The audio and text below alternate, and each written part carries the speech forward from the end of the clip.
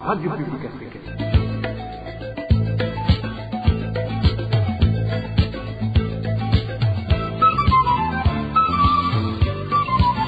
Radio Publique Africaine.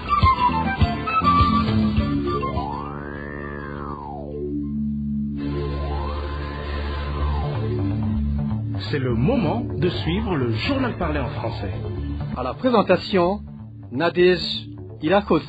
Nous sommes le dimanche 16 novembre 2025. Merci d'avoir choisi d'écouter la RPA. Bienvenue à ce journal. Tout d'abord, les principaux titres. L'organisation ACAT Burundi demande aux États tanzaniens et burundais qui travaillent en synergie de mettre fin aux persécutions envers les réfugiés burundais qui ont fui l'insécurité au Burundi, étant donné que ce 15 novembre était la journée internationale contre la répression transnationale. Certains responsables administratifs de la zone Musaga en mairie de Bujumbura appellent le gouvernement à réhabiliter sans délai le pont reliant les quartiers de Kamesa et Kinanila 2 de la zone Musaga.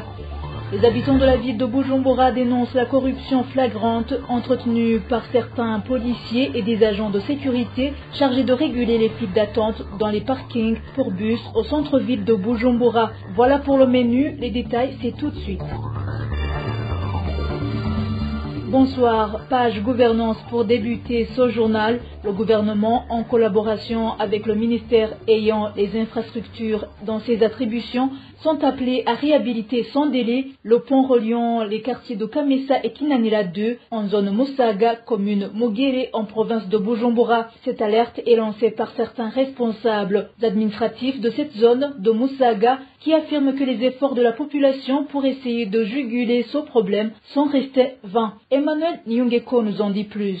Après le reportage fait par la RPA à la fin du mois d'octobre dernier sur la situation inquiétante du pont qui sépare les quartiers de Kamesa et Kinanila 2 en zone Musaga, certains responsables administratifs dans cette zone ont effectué une descente dans l'endroit où est érigée cette passerelle. C'était au début de cette semaine qui touche à sa fin. La responsable de du ménage dans le quartier de Kamesa dénonce le silence des autorités supérieures malgré de multiples correspondances qui leur ont été adressées. Emeline Moneze dit qu'il est préoccupé par des enfants qui y passent en allant ou en venant de l'école. Il affirme que les efforts de la population pour essayer de juguler ce problème se restreignent. Nous avons rédigé beaucoup de lettres pour nous aider à raccommoder ce pont, mais pas de réponse. Moi-même, j'ai failli tomber dedans, mais c'était la grâce de Dieu. C'est l'église Pentecôte qui participait dans le renouvellement de ces lattes, mais je pense qu'elle aurait été dépassée. Mes enfants et d'autres du quartier passent là-bas et nous demandons à l'administration d'aider pour la réparation de ce pont. Evra Ndikumana, chef du quartier de Kamesa, abonde dans le même sens à voir que les planches utilisées pour le montage de ce pont sont vieilles. Ce chef du quartier Kamesa sollicite l'implication des instances habilitées pour l'intérêt de la population. Nous sommes au courant de la situation car nous nous sommes rendus sur le terrain et nous avons vu que les planchers sont dans un état déplorable. Le rapport a été transmis aux autorités zonales et elles aussi auraient déjà saisi nos responsables au niveau supérieur afin de nous aider, surtout que ce pont nécessite d'être reconstruit de façon solide. Donc, nous interpellons le gouvernement en collaboration avec le département chargé des infrastructures de réhabiliter ce pont et ainsi protéger les citoyens sous nos responsabilités. En attendant que les organes habilités fassent quelque chose, le chef du quartier de Kamesa, Evra Ndikumana, conseille aux parents des environs d'accompagner leurs enfants et de contribuer pour le remplacement des planches en état vétuste. Les citoyens voient l'état de ce pont. Nous avions demandé aux habitants du quartier de voir comment conduire les enfants à l'école et les récupérer au retour pour éviter de probables accidents. Nous avons aussi échangé sur la réalisation des activités de base, notamment acheter des planchers pour remplacer celles qui sont vieilles. Il y a une année, une femme qui rentrait du marché de Musaga s'est effondrée alors qu'elle tentait de traverser son pont et elle est morte sur le champ. Merci Emmanuel. Nyungeko, toujours en page gouvernance.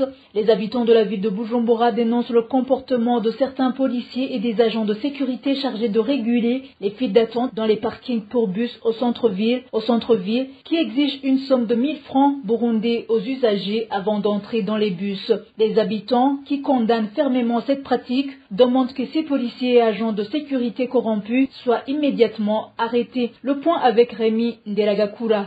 Les usagers qui font la queue dans les parkings pour les bus dans la ville de Bujumbura indiquent qu'il est possible d'attendre de 14 h jusqu'à 17 h sans pouvoir monter dans un bus, non pas parce qu'il n'y en a pas, mais à cause du désordre causé par les policiers corrompus. Il y a des policiers censés assurer l'ordre et la sécurité, ainsi que des agents de sécurité, mais si tu ne glisses rien dans les poches, ils te renvoient au bout de la file. Pendant ce temps, ils laissent passer ceux qui leur ont discrètement remis de l'argent. Ces citoyens indiquent que ce désordre devrait cesser car cet argent versé aux policiers serait utile pour autre chose en ce moment où la majorité des Burundais vivent dans une pauvreté grave. C'est vraiment regrettable pour ces personnes qui agissent ainsi. Si aujourd'hui elles leur donnent cet argent et qu'ils recommencent demain, vous vous imaginez où cela nous mènera? Elles se comportent déjà comme des sauvages. Lorsque tu vas leur demander de l'aide, elles te fixent juste pour voir si tu vas sortir de l'argent de ta poche pour leur en donner. Les mêmes habitants demandent aux responsables concernés, aussi bien du côté de la police et que des agents chargés de gérer les files d'attente, de mettre fin immédiatement à cette pratique car il empêche les gens d'arriver à temps à leur activité quotidienne. Merci Rémi Ndelagakura. L'amende instaurée par le gouvernement du Burundi visant à sanctionner les personnes qui enfreignent les règles d'hygiène aurait été fondée s'il y avait des latrines suffisantes, propres et dotées d'eau ainsi que du savon. Propos de Konakudze, l'épidémiologiste. Pour lui, le gouvernement a privilégié les sanctions au lieu de mettre en avant les mesures d'accompagnement en matière de propreté et d'assainissement. Suivez-le.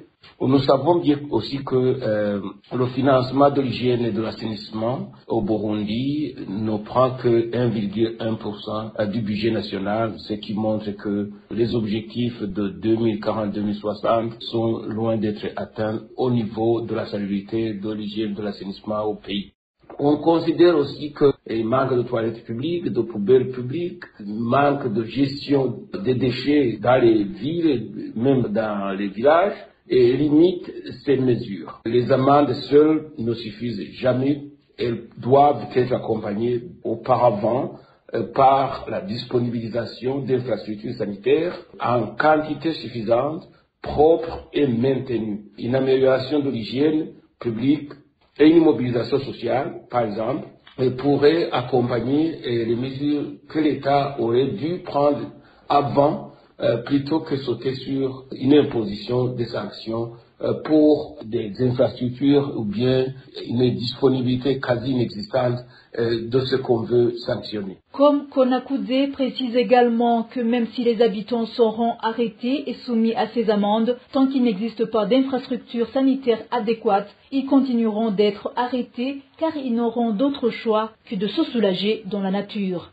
Les amendes imposées par les trois ministères, le gouvernement burundais, ont un effet symbolique car sans infrastructure adaptée et maintenue, bien sûr à une qualité suffisante pour toute la population, les amendes sont considérées ou bien perçues comme une mesure punitive qu'un processus de changement durable en matière de salubrité dans le pays. À Bujumbura, par exemple, on parle d'une quasi-absence de latrines publiques, quelques latrines à côté des marchés, à côté des galeries et d'autres infrastructures, mais ces latrines sont rares, puis mal entretenues et insalubres et trop chères pour une majorité des citoyens. Donc, ce qui donne une quasi non-utilisation des latrines publiques ou bien des infrastructures de salubrité. Pour la Gitega, le rapport montre qu'il en reste seulement 2 latrines publiques dans le centre-ville. Leur utilisation est prohibitive en termes de coûts, ce qui pousse les habitants, bien évidemment, à aller se soulager à l'air libre ou bien dans les buissons autour. Dans toutes les villes, il y a quasi quasi une absence de la scène publique ou bien des infrastructures publiques ou bien un système de gestion, de l'hygiène et de l'assainissement dans ces villes. C'était la réaction de Com Konakudze. Après une courte pause, c'est la page réfugiés. Depuis l'année dernière, le monde entier célèbre le 15 novembre la journée internationale contre les répressions transnationales qui désigne l'ensemble des actions répressives mises en œuvre par certains gouvernements pour identifier, localiser, surveiller, intimider, censurer, rapatrier ou attenter à la vie de leurs opposants et rivaux politiques à l'étranger. Maître Armel Niyongere, président de l'organisation Action des chrétiens pour l'abolition de la torture au Burundi, ACAT Burundi en sigle, demande aux États tanzaniens et burundais qui travaillent en synergie de mettre fin aux persécutions envers ces réfugiés qui ont fui l'insécurité au Burundi. Je vous propose de l'écouter. Il est crucial de rappeler la situation extrêmement préoccupante des réfugiés burundais en Tanzanie. Beaucoup d'entre eux continuent de faire face à des arrestations arbitraires, des disparitions, des actes d'intimidation et même des refoulements illégaux vers le Burundi. Pourtant, le droit international est sans ambiguïté. Il est clair, il est strictement interdit de rapatrier un réfugié contre son gré. Tout retour doit être pleinement libre, volontaire et fondé sur des conditions de sécurité réelles. Aujourd'hui, nous observons malheureusement l'inverse. Les réfugiés vivent dans la peur permanente alors que l'exil devrait être un espace de protection. L'exil ne peut pas devenir une extension de la persécution qu'ils ont fui. Nous appelons les autorités tanzaniennes à respecter leurs engagements et nous demandons au HCR ainsi qu'à la communauté internationale de renforcer les mécanismes de protection afin de garantir la sécurité, la dignité et les droits fondamentaux de ces personnes vulnérables. C'était Maître Armel Niyongere, président de la CAT Burundi. Et concernant le sport, dans le camp de réfugiés de Mahama, le sport occupe une place de choix dans l'éducation des jeunes réfugiés. Jean Bosco Kwibishatse, représentant de ces réfugiés, indique que le football, le volleyball et le basketball sont les sports qui attirent plus de jeunes, dont la plupart ont déjà prouvé leur talent. Si ces jeunes parvenaient à avoir du matériel adéquat et à bénéficier d'un encadrement approprié pour la pratique du sport, Kwibishatse indique que certains parmi eux pourront gagner leur vie grâce à leur talent. Reportage de Désiré Hatungimana. Le camp des réfugiés de Mahama se trouve dans le district d'Okilehe à l'est du Rwanda. Il a été ouvert en 2015 après les conflits politiques burundais de 2015 qui ont provoqué un départ massif des Burundais fuyant l'insécurité. Actuellement, ce camp héberge plus de 60 000 réfugiés burundais et congolais, pour la plupart des jeunes. L'encadrement de ces jeunes est un casse-tête pour les familles et la communauté tout entière, nous indique Jean Bosco Kwibishatse, représentant de ces réfugiés.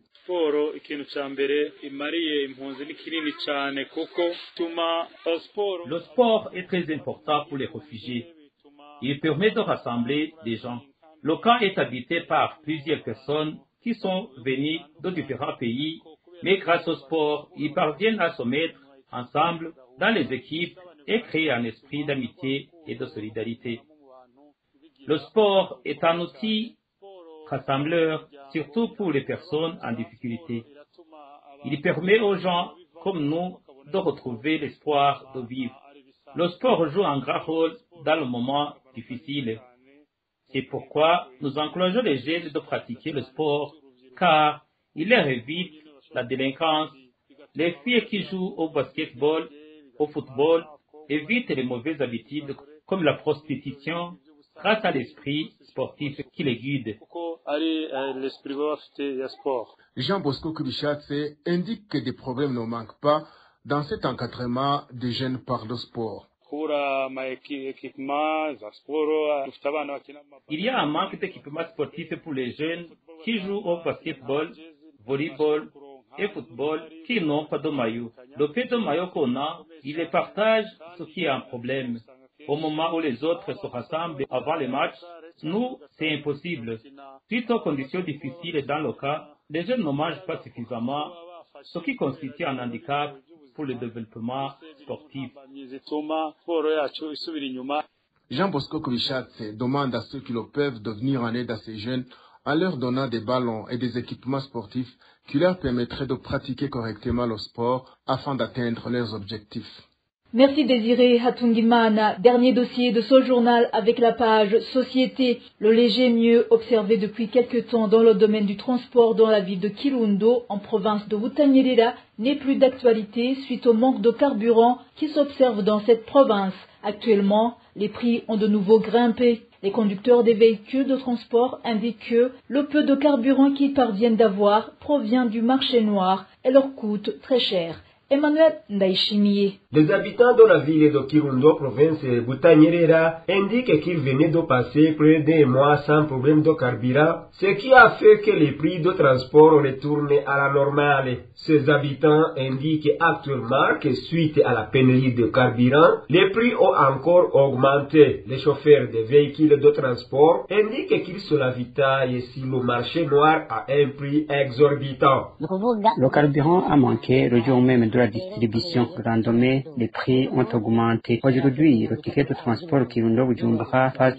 à 30 000 francs. Kirundo-Ngozi, le ticket passe à 20 000 francs. Nous payons en cachette, sinon le chauffeur risque de payer une amende. Le carburant s'achète au marché noir à un prix exorbitant. Un litre et demi d'une bouteille appelée Kinju coûte entre 18 000 et 20 000 francs, alors qu'un litre coûte 13 000 francs à la pompe.